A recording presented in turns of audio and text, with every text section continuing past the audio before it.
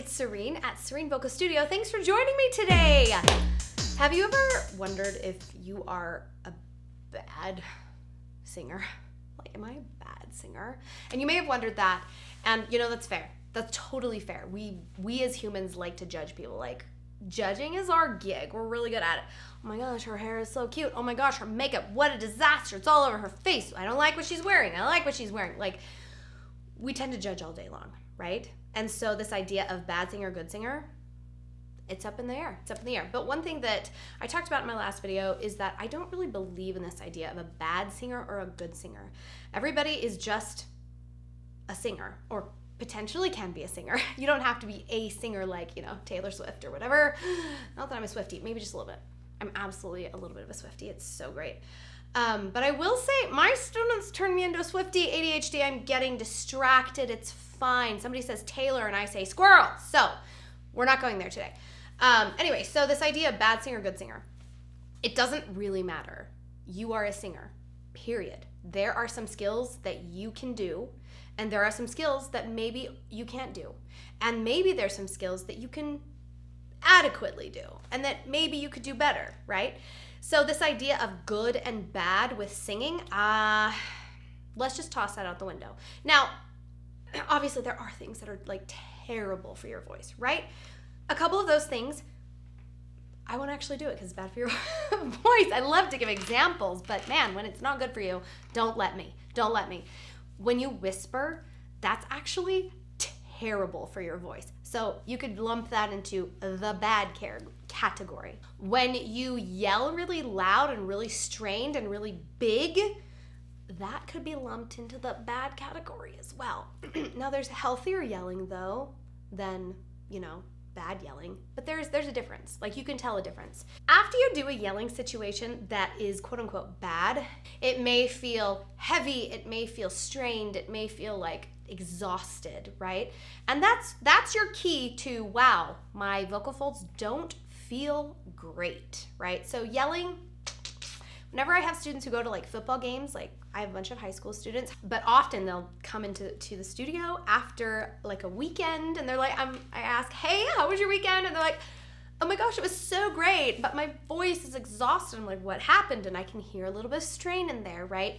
And they said, oh, well, I went to a football game and I yelled a lot. And I'm like, wow, that actually makes a lot of sense why your voice wouldn't be feeling 100%, because yelling is not so good. So there's obviously things that are better and worse, but overall, it's kind of more of a grayscale. It's like there's more optimal ways to do things and there's less optimal ways to do things. And we want to find the most optimal way to use techniques for your voice. So that's kind of what I want you to think of with good and bad.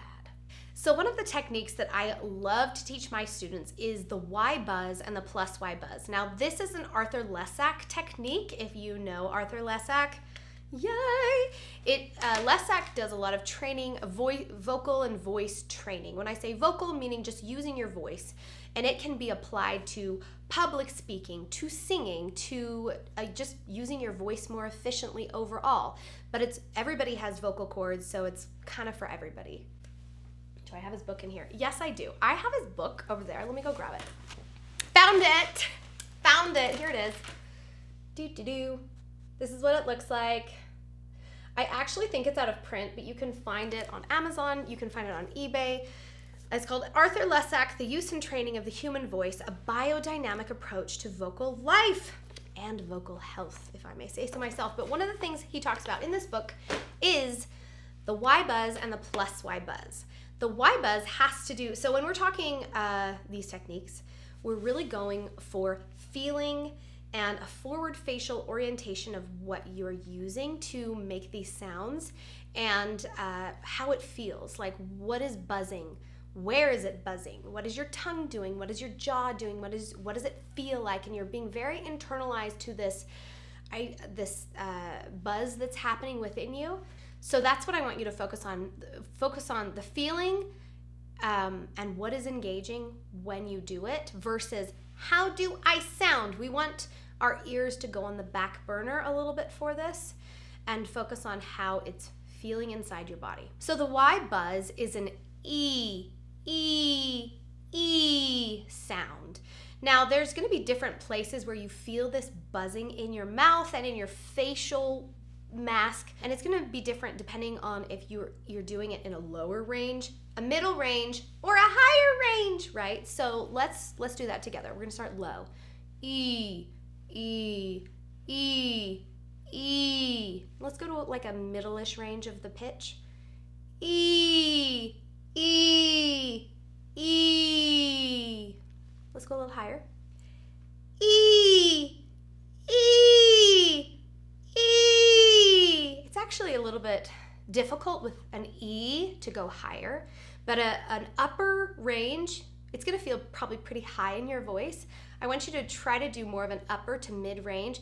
E, E, and I'm kind of shaping the sound E this direction versus E, E. Going up feels harder in the voice. So this is why I kind of just come down onto it. E, E, E. I'm feeling buzzing. I'm feeling what my tongue shape is doing. I'm feeling where my jaw is, all the things that are engaged, and I'm making sure the buzzing is optimally happening. So that's the Y buzz. Now for the plus Y buzz, it's similar in what we do, but a different sound. So the plus Y is an A, as in the word day, or 8, or gate. It's that A space, not A. That's more of an space, or A. That's a transitional vowel, but that pure A. And a lot of times people make the structure of the space way too big.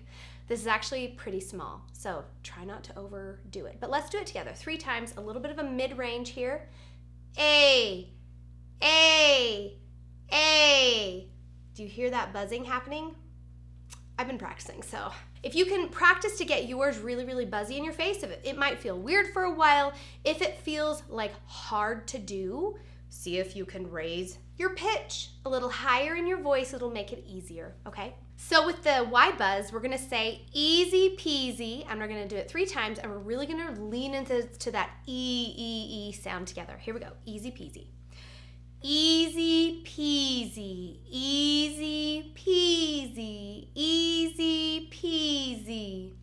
So easy, right? Very, very good. Now we're gonna do the A on the sentence, I guess you could call Kate ate cake, okay?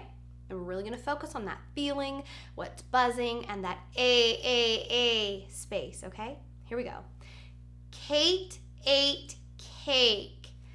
Kate ate cake. Kate ate cake. Now if I try to do that one lower, Kate ate cake. Kate ate cake. I can still get it into this forward space, but it's a little bit harder to do lower, so really go for a higher to middle range where you're doing it. You really, really, really want to feel that vibration. That's why we call it the buzz, the Y buzz and the plus Y buzz. So Y buzz, E, plus Y buzz, A. See if you can find the buzz with the A. It's harder to find with the A, but you can do it. These 2 sounds come up so much in both pop songs as well as musical theater songs. And practicing where to place this in even a speaking tone can be so helpful, because it's like you're building this muscle memory within your body so that when you're singing a note with that vowel, so to speak, on an E, which I call it the Y buzz now instead of a vowel, but it's more of a vowel than like a D, right? What I have found when students don't do this training is that when they come up on a pop song or a musical theater song where they have to sing on an E and either hold it out or pass by it, whatever it is a lot harder for students to sing these 2 vowels because they haven't gotten used to the placement of what they feel like and where they're supposed to vibrate within their own mask.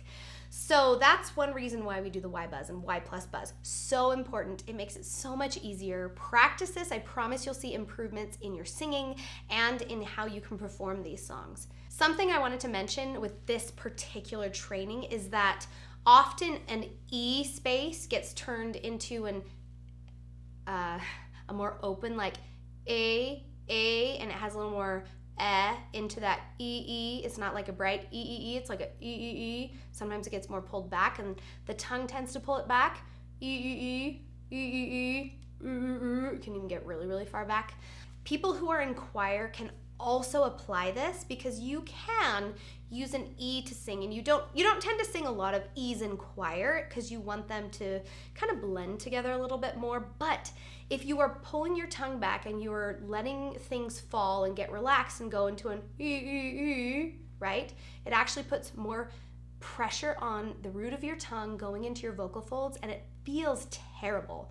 So if you can learn to buzz this in your mouth in a healthy space, you can apply it to even choir in a way that your choir teacher will, not be like, you're sticking out. That's not the point.